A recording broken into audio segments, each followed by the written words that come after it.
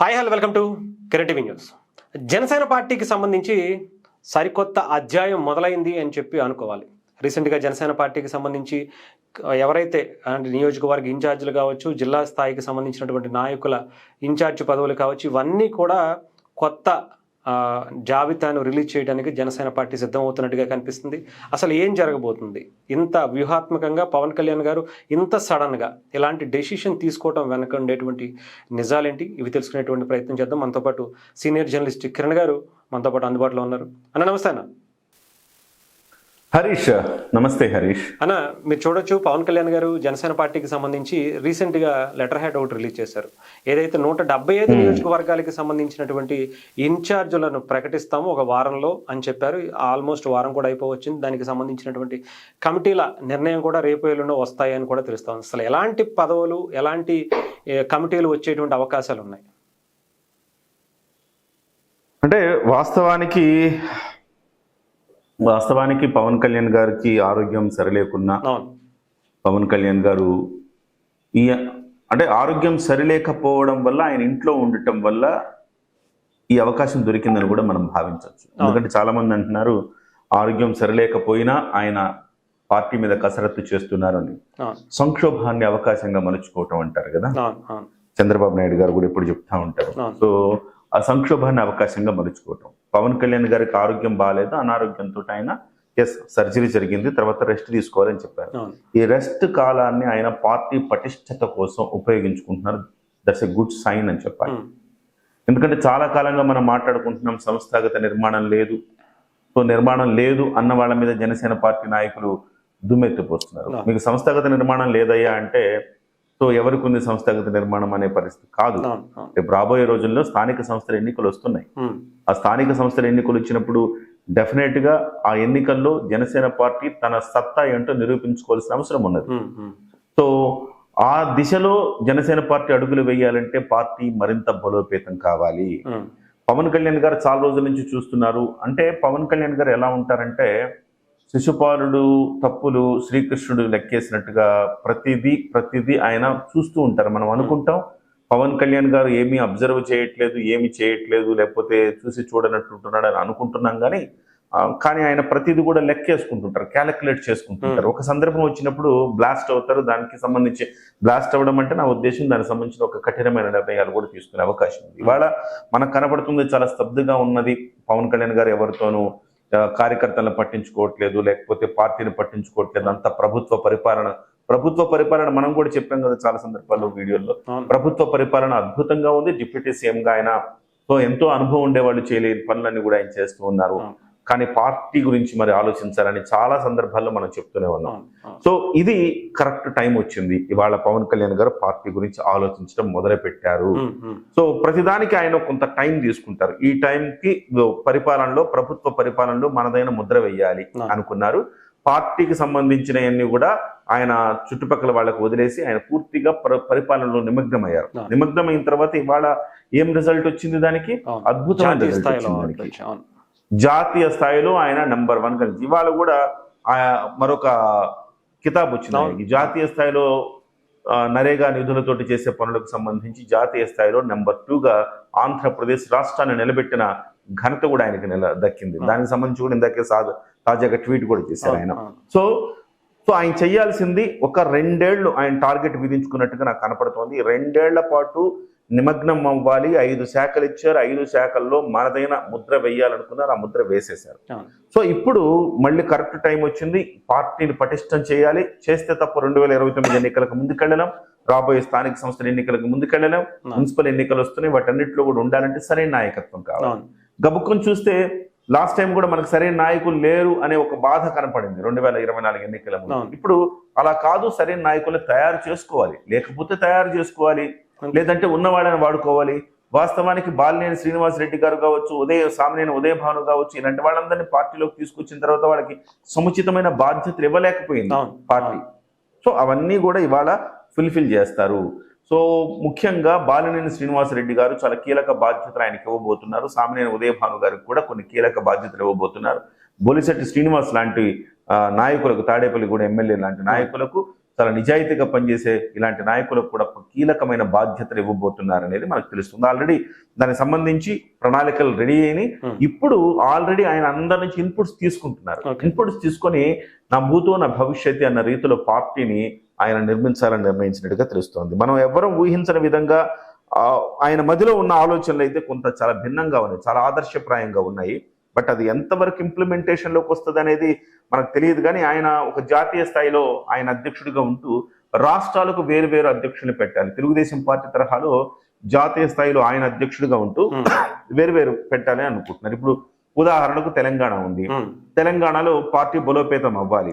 So స్థానికంగా ఉండే ఒక కీలకమైన నాయకుడికి ఇక్కడ బాధ్యతలు ఇవ్వాలి అని చెప్పేసి ఆయన భావిస్తా ఉన్నారు. ఇక్కడ తెలంగాణలో ఒక బీసీ సామాజిక వర్గానికి చెందిన నాయకుడికి బాధ్యతలు అప్పగించడం, ఇటు ఆంధ్రప్రదేశ్ లో వీలైతే ఎస్సీ ఎస్టీ వర్గాల్లోంచి ఎవరినైనా పిక్ చేసి వాళ్ళకు బాధ్యతలు అప్పగించాలని అనుకుంటున్నారు. కానీ అది సాధ్యమా కాదా అనేది తెలియదు. ఎందుకంటే జనసేన పార్టీతో సెయిల్ అవుతుండాలి, జనసేన పార్టీ సిద్ధాంతాలను ఆకలింపు చేసుకుని ఉండాలి, జనసేన పార్టీలో పవన్ కళ్యాణ్ గారిని అర్థం చేసుకుని ఉండాలి, ఆయన అడుగు జాడల్లో నడుస్తుండాలి.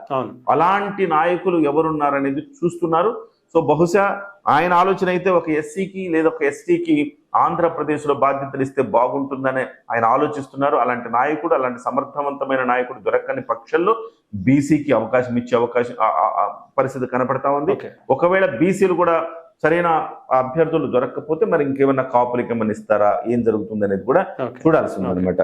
అంటే ఒక భిన్నమైన సమీకరణాలతోటి ముందుకెళ్ళాలి అని అనుకుంటున్నారు. తెలంగాణలో అయితే ఖచ్చితంగా ఒక బీసీ నాయకుడు అయితే డెఫినెట్ గా ఇక్కడ ఆల్రెడీ కన్ఫర్మ్ అయిపోయింది.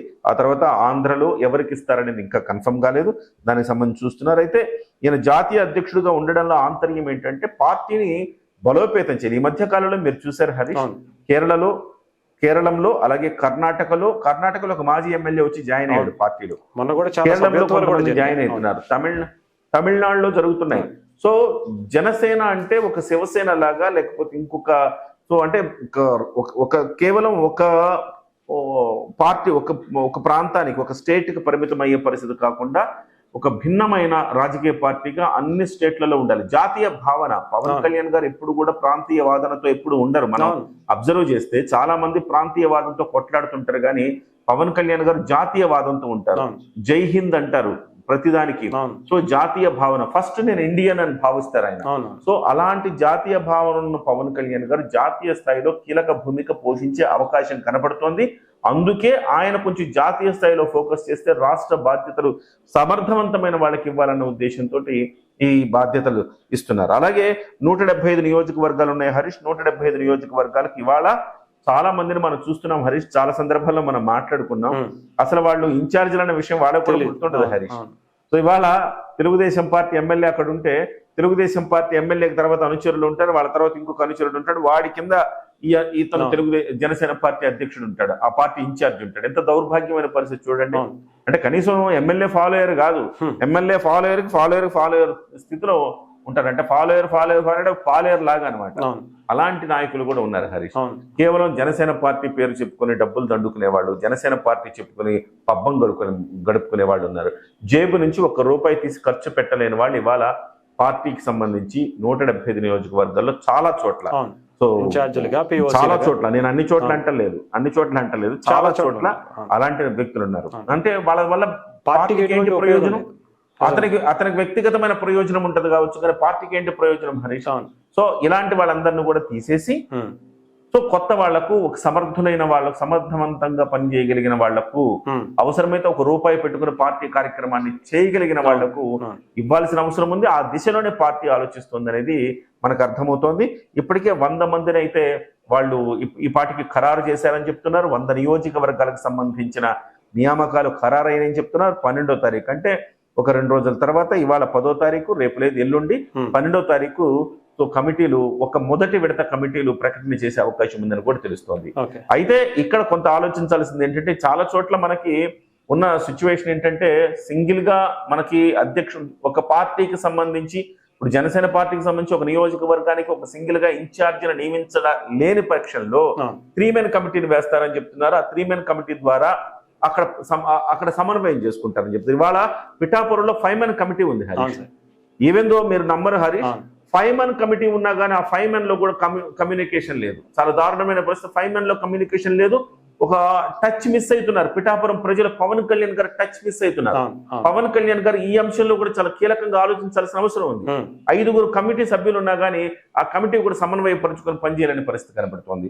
అట్లా చాలా చోట్ల 3 మెన్ కమిటీ వేస్తున్నారు. ఇవాళ పిఠాపురంలో తెలుగుదేశం పార్టీ 3 మెన్ కమిటీ వేస్తామని చెప్పింది.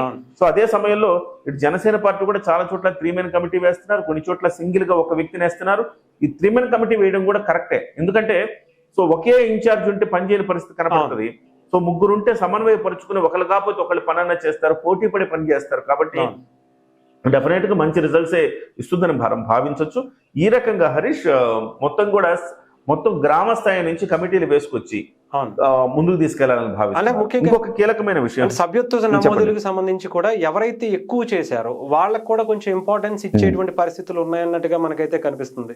అవి కూడా ఏమన్నా తీసుకునేటువంటి పరిస్థితి డెఫినెట్ గా ఇప్పుడు సభ్యత్వ నమోదే చేయించలేనప్పుడు అతను పార్టీని ఎట్లా లీడ్ చేస్తాడు చెప్పండి. సో ఒక్కొక్క నియోజకవర్గంలో కనీసం ఇన్ఛార్జ్ అనే వ్యక్తి పట్టుమని 500 మందిని సభ్యత్వం చేర్చకపోతే ఇక పార్టీని ఎట్లా లీడ్ చేస్తాడు అతను. కాబట్టి సభ్యత్వ నమోదు అనేది చాలా కీలకమైన అంశం. అది దాదాపు మనకు తెలిసి 10 లక్షల వరకు అయినాయట స్టేట్ మొత్తం కలిపి. ఎస్, గత సంవత్సరం గత క్రితం సారి 12 లక్షల దాకా ఉంటే ఈసారి 25 లక్షల వరకు సభ్యత్వ నమోదులు జరిగాయని చెప్తున్నారు. ఒకవేళ కనుక అంటే సభ్యత్వ నమోదు అంత కష్టపడి సభ్యత్వ నమోదు చేయడం అంటే అతను సమర్థుడే కదా. ఖచ్చితంగా అలాంటి వాళ్ళకి అవకాశం ఇవ్వాల్సిందే. సో అదే ప్రాతిపదిక అది కూడా ఒక ప్రాతిపదిక తీసుకుంటున్నారు. అయితే దీంట్లో మనం ఆలోచించాల్సింది ఏంటంటే హరీష్, దీంట్లో ఎంత కసరత్తు చేసినా కొన్ని తప్పిదాలు అయితే జరుగుతూనే ఉన్నాయి. సో ఈసారి ఆ తప్పిదాలకు అవకాశం ఆస్కారం లేకుండా చేయాలి. ఉదాహరణకు మనము Kakinada urban development authority chairman గా తలాటం సత్య అని ఒక వ్యక్తిని ఆయన్ని నియమించారు. కానీ వెంటనే తలాటం సత్యం నియమించారనగానే వెంటనే ఒక నెగటివ్ కథనాలు టప. సో అలాంటి నెగటివ్ కథనాలు ఎందుకు వచ్చినాయి? నిప్పు లేకుండా పొగొస్తుందా? ఎందుకు అంత నెగటివ్ కథనాలు వచ్చినాయి? ఏంటి అక్కడ? ఎందుకు అతనిలో ఏమైనా లోపం ఉందా? ఇవన్నీ కూడా ఒక పరీక్ష చేయవలసిన అవసరం ఉన్నది.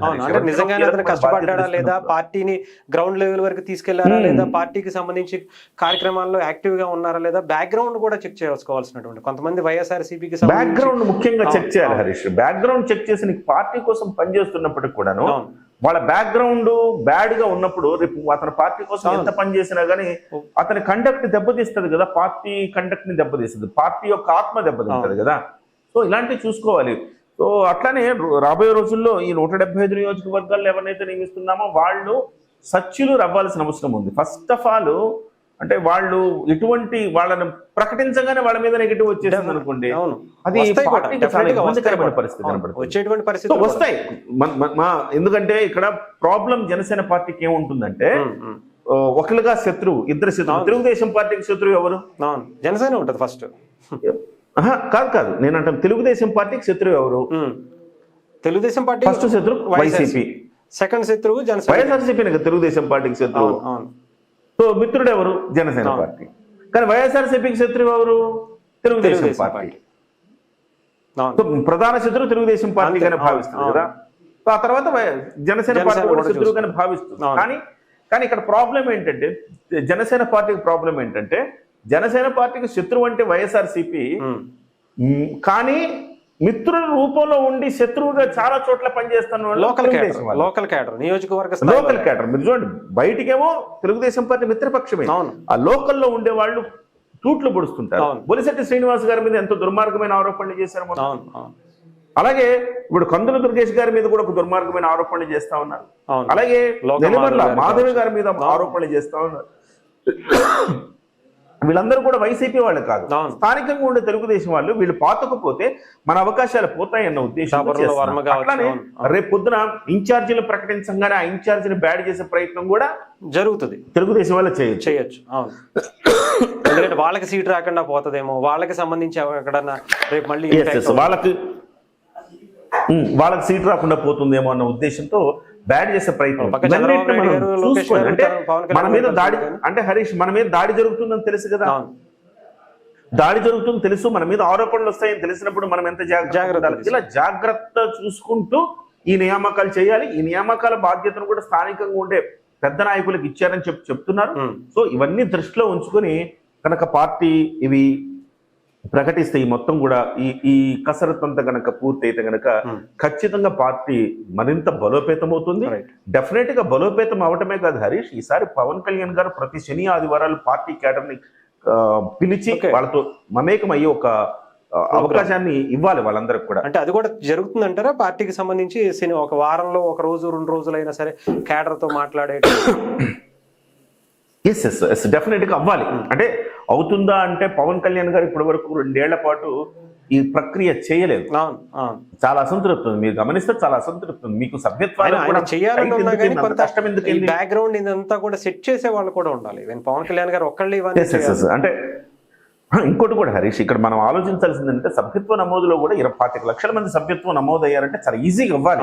ఎందుకంటే జనసేన పార్టీకి సభ్యత్వాల కోసం వెతుక్కోవడం ఏంటి, కానీ ఒక నిర్లిప్తత, ఒక నిస్సహాయత, ఒక రకమైన నిస్తేజం అలముకుంది క్యాడర్ లో. సో అలముకోవడం వల్ల ఏం తీసుకుంటామనే ఒక నిరసన వ్యక్తం చేసినారు. సో అందుకే సభ్యత్వ నమోదు ఎన్నిసార్లు వాయిదా పడుతూ వచ్చి ఫైనల్లీ వాళ్ళ సభ్యత్వ నమోదు సక్సెస్ అయింది అనుకోండి, అది వేరే విషయం. కానీ నేను అంటున్నాను ఏంటంటే పవన్ కళ్యాణ్ గారు డెఫినెట్ గా అందరితో కలవాలి. సో ఒక్కొక్క నియోజకవర్గాన్ని వారంలో ఇప్పుడు శనివారం ఆదివారం డెఫినెట్ గా ఒక రోజు ఒక జిల్లాకి టైం ఇస్తే ఇంకో రోజు ఇంకో జిల్లాకి టైం ఇస్తే ఎన్ని రోజులు పడుతుంది, అది ఎన్ని వారాలు పడుతుంది కాదు కదా.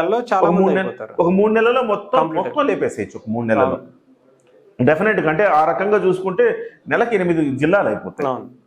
సో ఆ రకంగా ఒక 3 నెలల్లో డెఫినెట్ గా మొత్తం అన్ని కూడా కంప్లీట్ చేయొచ్చు. ఈ ప్రక్రియ చేయాలి. పవన్ కళ్యాణ్ గారు పార్టీని ఎప్పుడైతే బలోపేతం చేస్తారో డెఫినెట్ గా ఆ రిజల్ట్ కూడా వేరేలా ఉంటుంది హరీష్. సరైన నాయకుల్ని పార్టీలోకి సరైన నాయకుల్ని కూడా తీసుకోవాలి. చాలా మంది రెడీగా ఉన్నారు, చాలా మంది రెడీగా ఉన్నారు. ఇవాళ ప్రతిపక్ష పాత్ర కూడా పోషించలేక డీలా పడిపోయాడు జగన్మోహన్ రెడ్డి గారు.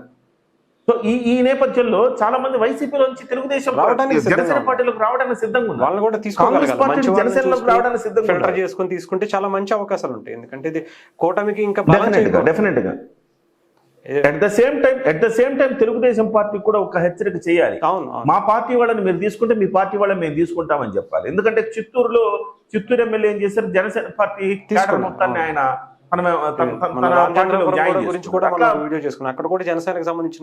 రామచంద్రపురం ఇట్లా చాలా చోట్ల జరుగుతూ ఉంది హరీష్. అట్లాంటి వాటికి చెక్ పెట్టాలి ఒకటి.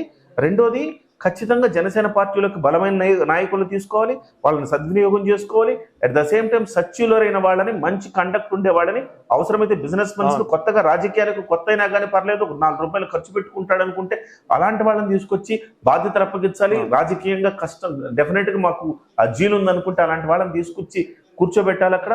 ఇలాంటివన్నీ చేసుకొని వస్తే హరీష్ ఖచ్చితంగా పార్టీ బలోపేతం అవుతుంది. మీరు స్థానిక సంస్థల్లో మీ పెర్ఫార్మెన్స్ ఏంటి అనే దాన్ని బట్టి 2029 ఎన్నికలు కూడా ఆధారపడి ఉంటాయి. నిజంగా ఇవన్నిటిని దృష్టిలో పెట్టుకొని చేయగలిగితే డెఫినెట్ గా మంచి జరుగుతుంది. రైట్ అన్న, థ్యాంక్ యూ సో మచ్ అన్న.